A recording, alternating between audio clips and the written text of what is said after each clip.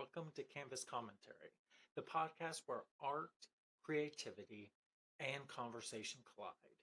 I'm your host, Derek Jackson, and every episode we sit down with an artist, creators, or visionary to explore the stories behind their work. The passion, the struggle, the inspiration, and the process that fuels creativity. From painters to photographers to musicians and to makers, this is a space for honest conversation about art and the world around us. Whether you're an artist yourself or simply someone who loves creativity, you're in the right place. And if you have a story to tell, I want to hear from you. Visit derekjacksonartist.com. Click on the Canvas Commentary link, fill out the guest form, and you too can be a guest on the podcast.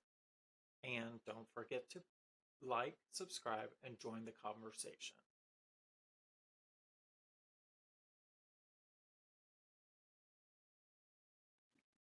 This is episode 2 of Canvas Commentary. Today's guest is artist and acupuncturist Joseph Goldfedder, whose work explores energy, intuition, and transformation through painting, inspired by the movement of energy through the body and the connection between the physical and spiritual realms. Joseph creates powerful pieces filled with floating forms, emerging faces, and a sense of discovery. I'm excited to talk with him about the creative process and the meaning behind his work. And if you want to follow his art, check him out on Instagram at Joseph Goldfedder. Now, let's get into the episode.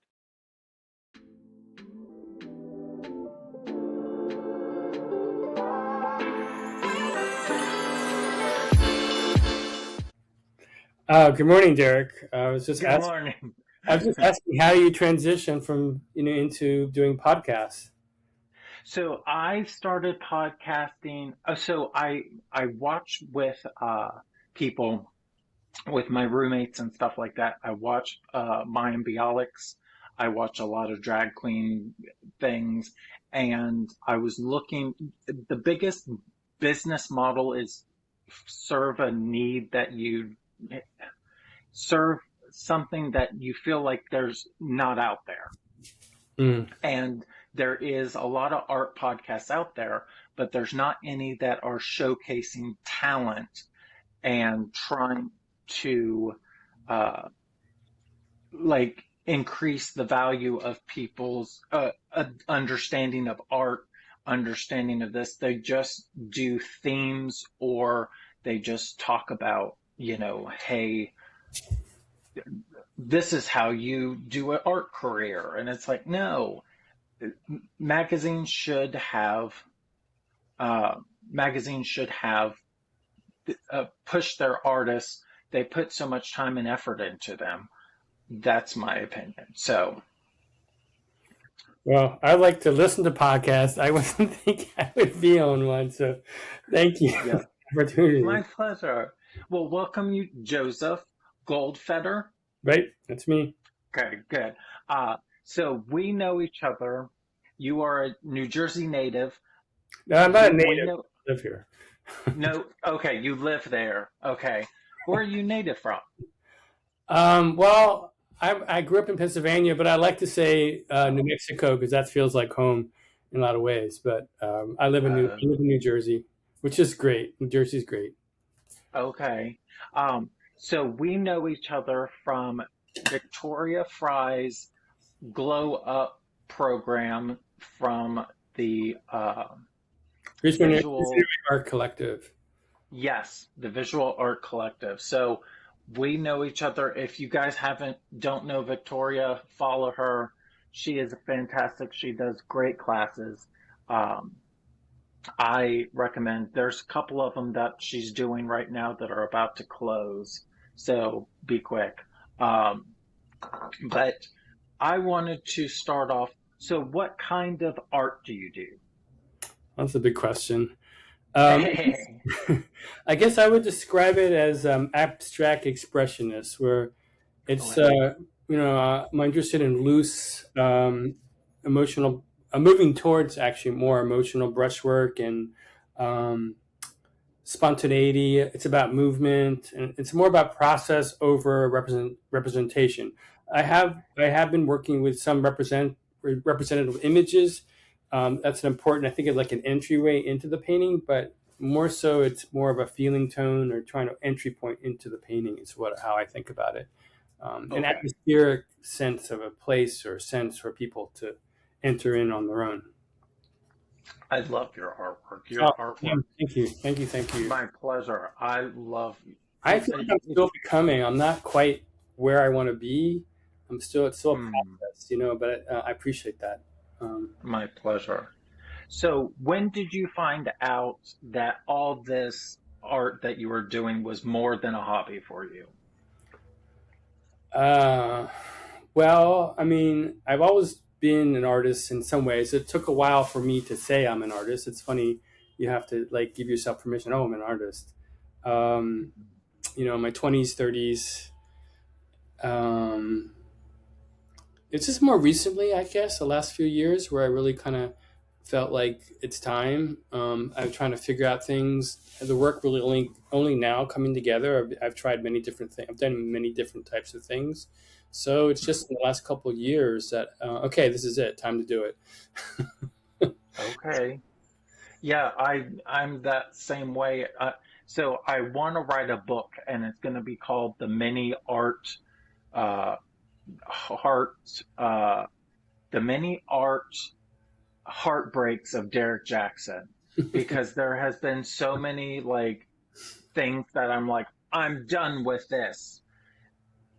I would love to, yeah. So I understand. I got right back into it and was like, let's do this Takes a while professionally. to find your place. I mean, I when I Yes. lived in Portland, I was crocheting hats. I made hats for people, and I even had a blog post, and I would make a hat for someone and tell a story about it. And I was in Portland. You sit in a coffee shop and you crochet. And Mhm.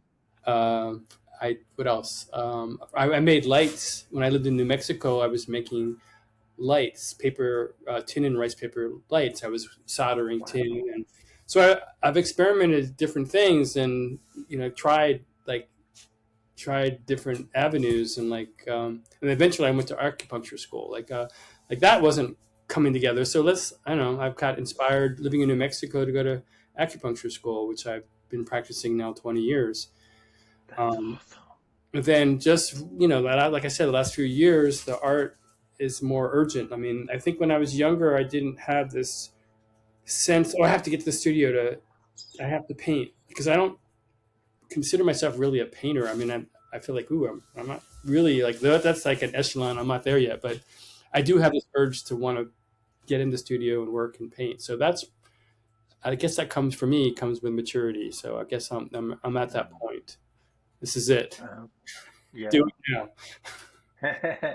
So, what themes, we kind of talked about your style, so I'm going to skip that question for right now. But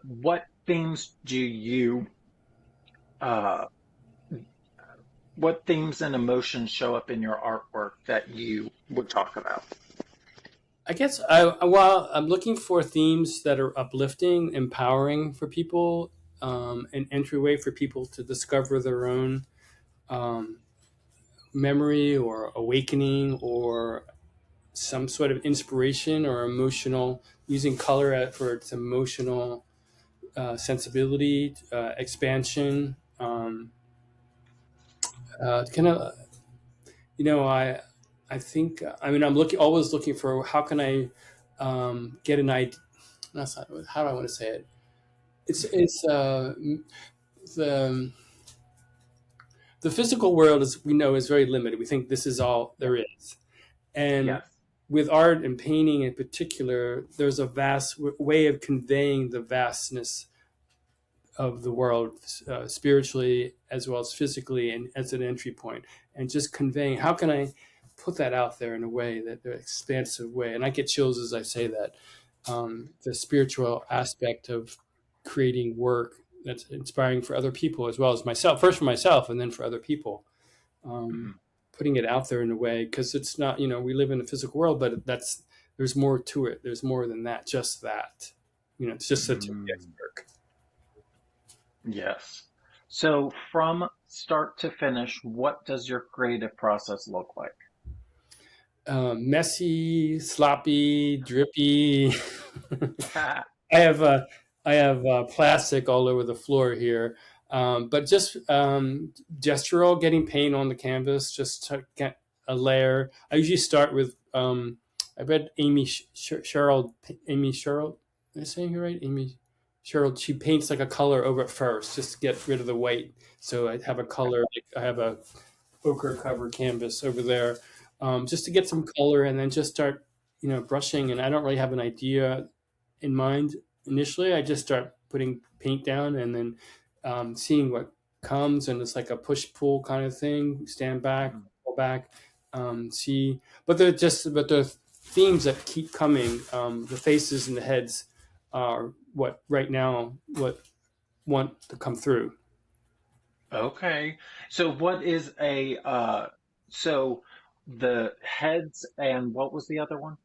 Faces, heads. Faces and heads. What does that mean to you then?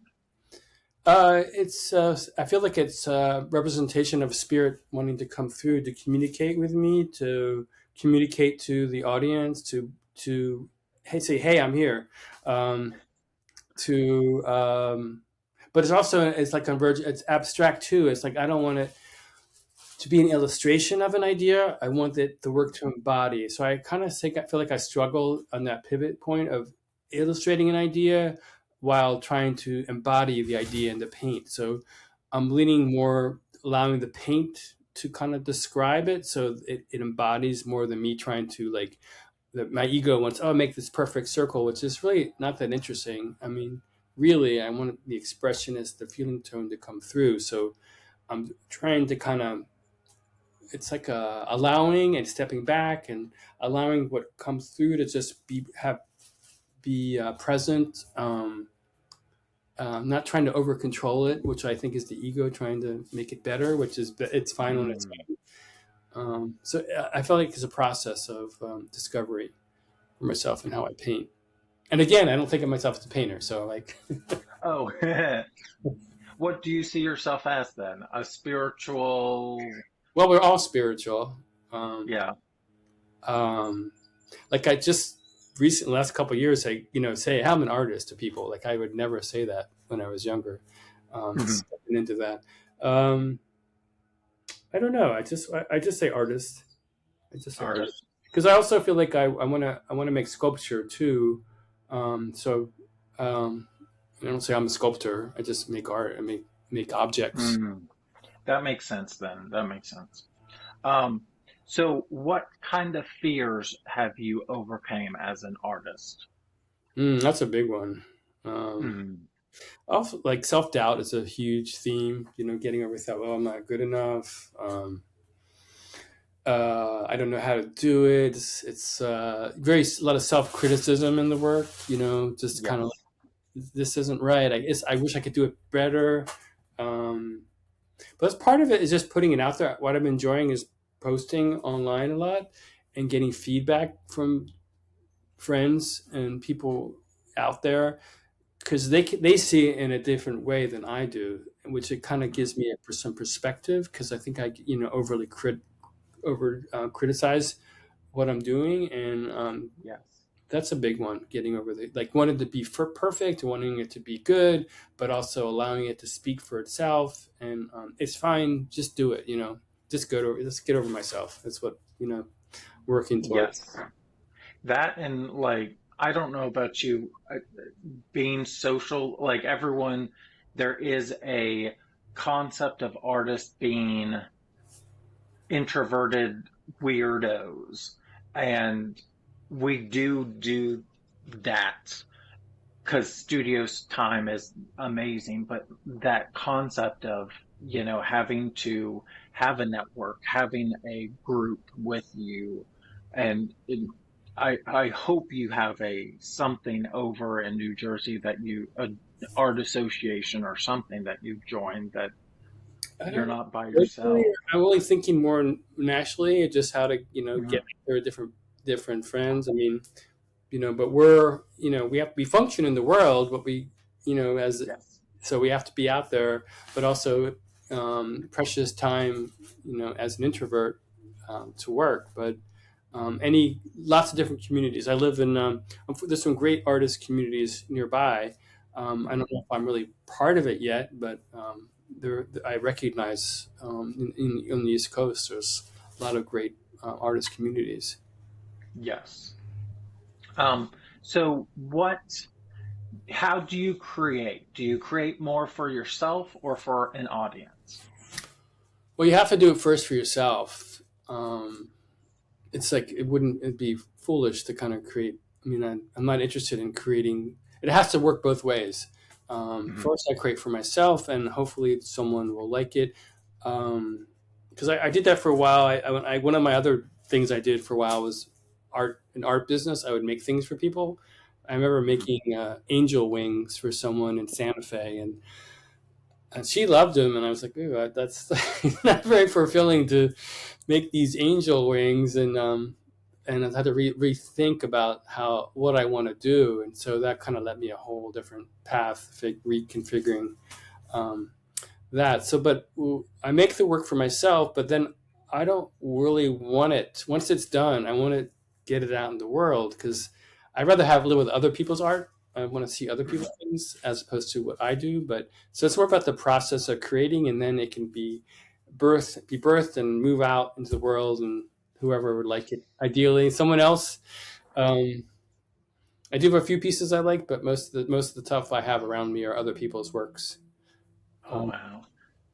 I'm trying to get away from, I'm trying to get it to grow up and get out the house, like you said. That's what I'm trying to work on because I do so emotional.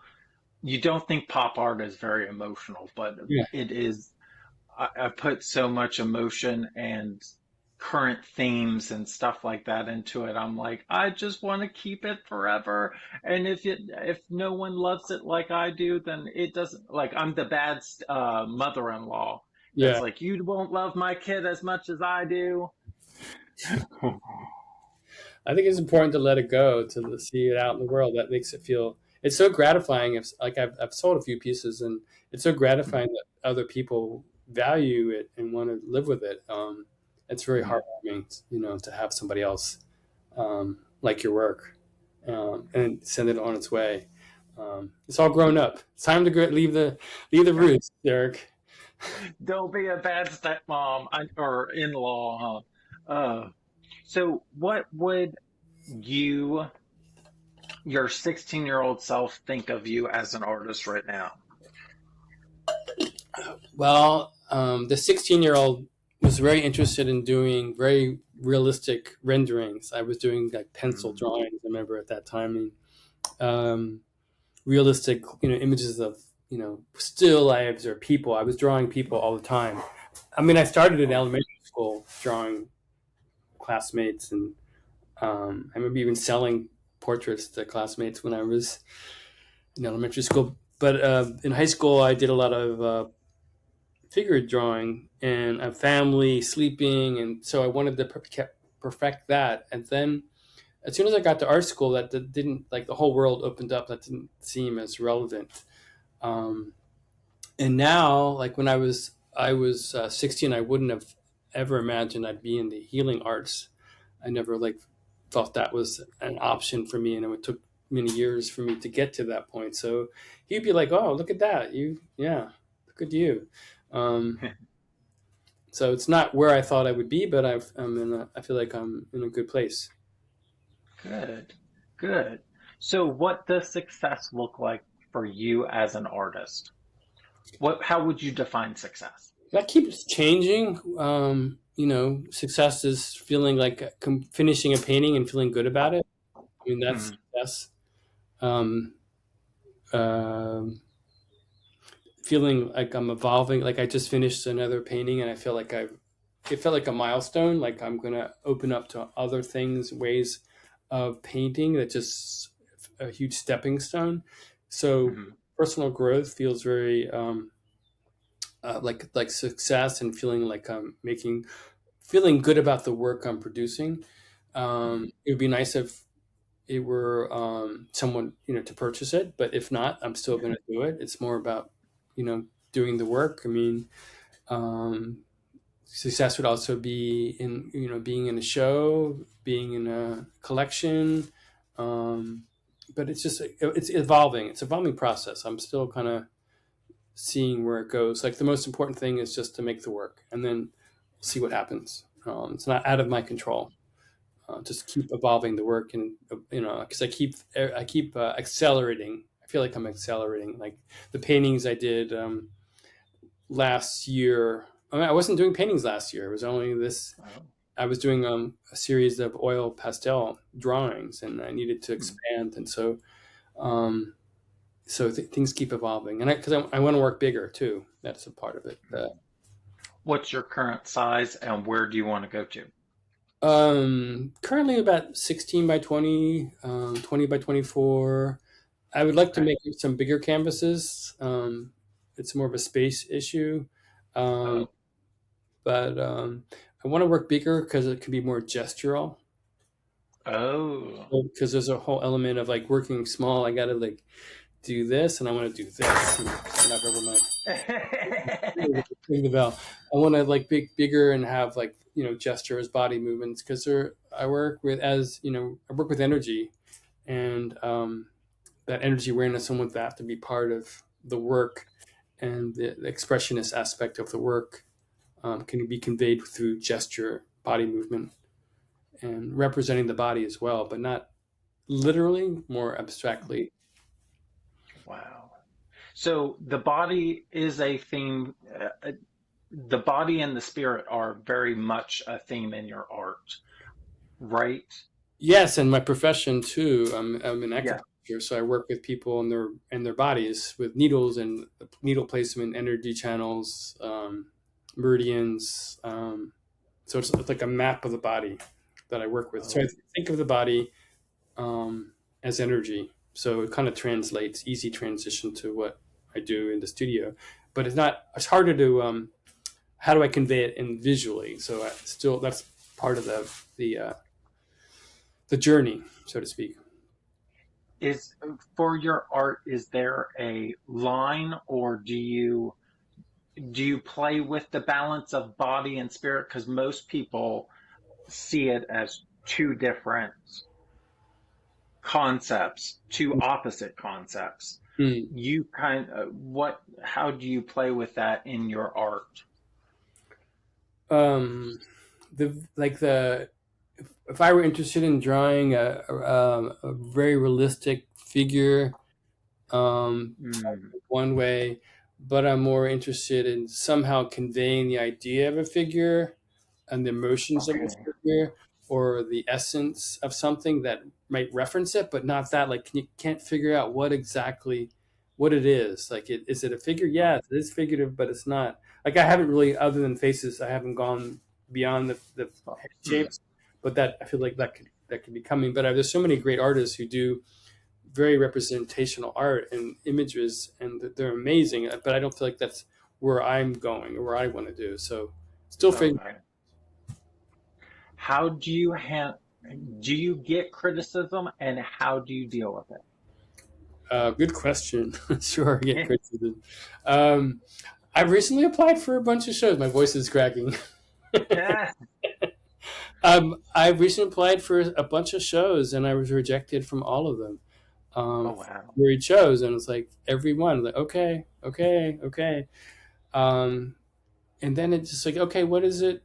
It's not about me. I mean, it just forces me to like think, how can I keep growing? How can I use this rejection in a way to keep growing? And it really has helped me figure out like I can be more expressive. I can be more myself, being a more authentic. So yeah, it's just like it's like when I look at work, I critique it as well, mine as well as someone else's, and I want someone to be honest. I just someone say, "Oh, that's great, that's great." I want like some constructive feedback, so I use it as a launching pad, a stepping stone to continue evolving, and not like it's easy to just got rejected and woe's me, but I'll just use it as a way to keep growing, to keep evolving, and finding the right place. So yeah, the Mhm. criticism is welcomed. It happens as part of, and you really gotta, as an artist, you have to be, develop your resilience, and kind of forces you to go within, find your core, remember why you're doing it, and continue working.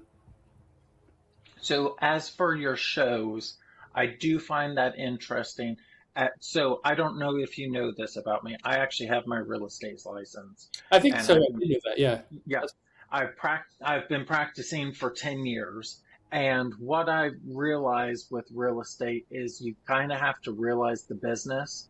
And with the shows, I did a show. It was a show for queer art, and I wanted to put Judy Garland in there.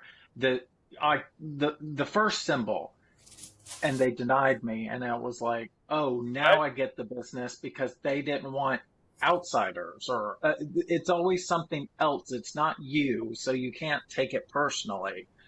So that is an interesting thing that you kind of have to I don't know if you've realized this, you have to separate yourself Yeah. and from the art, because it's not about you, Right. it's Exactly. about the business And of like it. what fits and what they're looking for. There's a Hmm. theme that you may not know, or there is some bias, like some collectively what the work represents. Yeah, Yes. you kind of have. It's easy to go down that like rejection route, but it's not really Yes. where you want to go. It's not relevant and not really important. Is that the show you? I saw you had a pink suit on. Is that the show I saw you That posted? was my first show, was the pink suit. I was going to bring it out for that show because it was called Oh, now it was called Hot Pink, the show, and I was like, I'm gonna wear my hot pink suit at the show, but they didn't like me. But I wasn't a part of their group, so I understood that there was something, they were looking for people in their group to do this art. Um, so what you sent me an email. What is the piece that changed you as an artist, and we will put it up in. I think it's the second or third one. I did. Okay. The second one is a figure with small hands. Do Okay. you see it? Yes. Are you going Yes, I to do. share it on the screen? Not of right now. It's gonna Oh, go okay. in Okay. post op. Yeah. All right. So I did with a friend of mine. We did this show at a rehab hospital, and it was a hallway, a long, wide hallway, and I did 4x6 acrylic paintings on canvas, like just stretched on the walls, and I agreed to do. It's part of the West Windsor Arts Council, and I agreed to do this show. We put in to do this show, and it was like 2 weeks. I had like a couple weeks, 2 to 3 weeks to do it. So I was in a little bit of a crunch, and I was like, I kind of stepped out. I was like, I really wasn't doing much painting then. I was like just doing drawings, small drawings, and I was working on this painting, and I was kind of fearful. I was like, I was going to make a mistake. Like I did a little bit of paint. You know what I'm saying? I was painting, Yes. and I was like, oh, this. I was getting focused on this one little area, and then something happened. I just started painting, and then I just started scraping and laying this push-pull layers coming through, and something. It was like an epiphany. I don't know how to put it in words exactly, other than it opened things up.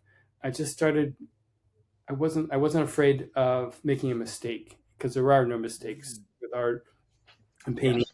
and I was able just to kind of free myself. So I did these four, and I sent you the pictures, four images of figurative images, and I just had it was soon after I had a hernia repair, so I was like very aware of my body, and I did these four figures, large scale color fields, and I thought it'd be really cool to be these bold colors in a hallway in the rehab hospital. These figures that were with kind of the representation of chakras, the spinning energy on the bodies. So it was it was a transitional series for me that I just kind of um, made some bold moves towards figuring out how to paint for myself, and it's still going on. But that was like a huge stepping stone for me, and getting comfortable with it, and not being afraid, and working big. That was another aspect of I it. know they're huge. They're like the size of a hallway. That was Well, it's 4 by awesome. 6, so yeah, pretty big, like almost like sheets of plywood. Yeah, Because it was I'll a put, hall, it needed to be bold to fit the space. Like a little painting wouldn't yeah. kind of be commanding, and I wanted it to have more of a presence. And then my friend did quilts. I included that. My friend Audrey did quilts. So we were a nice kind of push pull interplay between each other doing the different ways, and they were fairly large quilts. So um, Wow. that was a fun show. Um, so what advice would you give to emerging artists? Hmm. Try not to give advice unless someone asks. So, um, uh, I think yeah, trust yourself. Trust your instincts is really important. Don't be afraid of um, putting yourself out there, and I say it to myself as well. Um, I also, like both of us, have other sources of income, so you have the freedom to pursue art and not feeling the pressure. Although people do it, it's just for me, having another career is a way that I feel comfortable that I can really kind of um, take the pressure off, because I think it's a really hard. Being an artist in the world, like people don't value it, and I think it's important. They do and they don't, and you have Yeah. to have a lot of inner resilience and to put your ideas out there. So. Um, I think it's a journey. It's an internal journey, kind of figuring things out and being honest and true to you, and making things for you. Like you want to be, honest with yourself. What is true? What is uh, it, people resonate when they sense there's something authentic coming from you, and I think Hmm. that's an um, important aspect. I was watching a David Bowie. He talked about artists and how important it is to part the same idea as far as being authentic to yourself. I think about that. He was an amazing artist. Yes. Yes, he was. Oh. Um, so what is next for you creatively? I am. I just finished the painting. I just posted on my website. Just a freer brushstrokes, Okay. more expressionistic, more atmospheric, maybe bigger. Um, Also, I have some ideas about sculpture I've been wanting to do. I just haven't had the chance to kind of carve out some time to do something 3D, three dimensional, and seeing Hmm. how the painting and the sculpture can interplay with each other, like form and also paint, color, imagery. Mm, So that's something I'm working towards. Hopefully, do that soon. wow. Yeah, this Um, is a good. This is a good. Feels like a good marking point. Okay, I did this, and okay, now I'm going to do that. So yes, it is, which is funny because now we're on to the first segment. So we're started this. Now let's get to something else.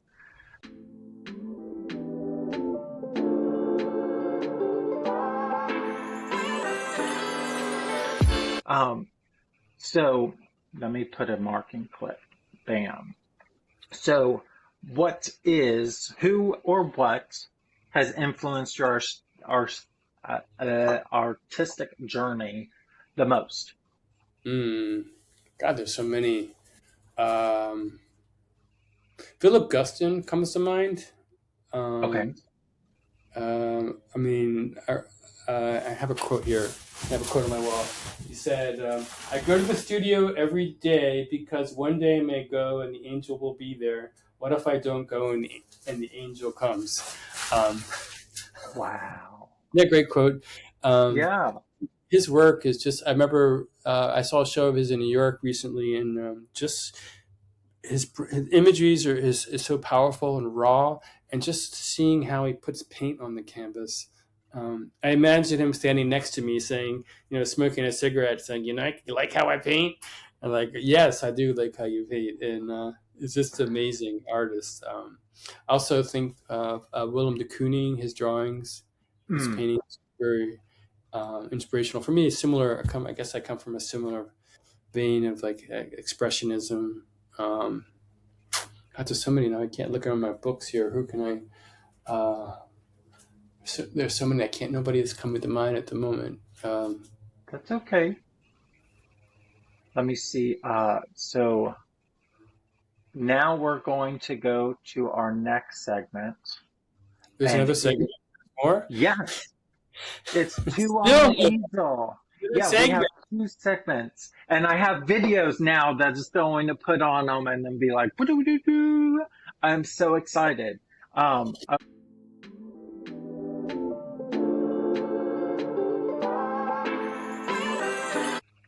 I like seeing them personally while I'm talking to you.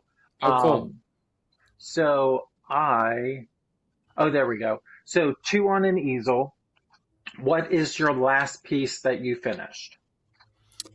Well, since I sent you the stuff, I finished another piece. I put it on my website. Oh, okay. Um, on the cover on the homepage. That's the one with the brushstrokes that I just finished. So yeah, that I have the one I sent you on the wall there. Hmm. So what's your question? What is now your favorite piece that you've done? Right now it's the one I just finished. That Oh, I wow. yeah, that's one. I don't know if you can see if I can get it off the wall. I don't know if you can see it. If I get it. Okay. Yeah.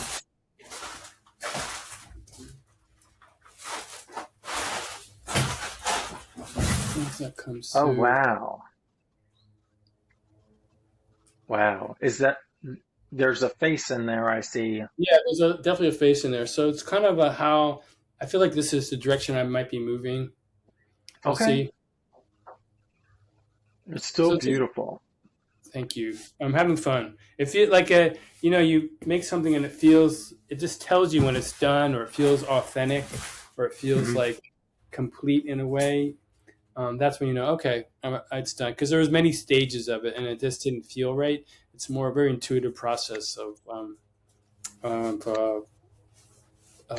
of figuring it out, like working through the layers of it. Mm. Uh, so last question.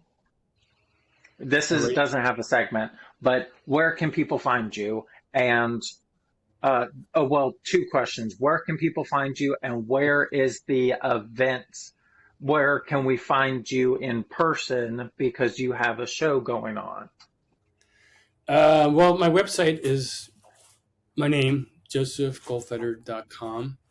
Um, I have a Um, show. We have it's.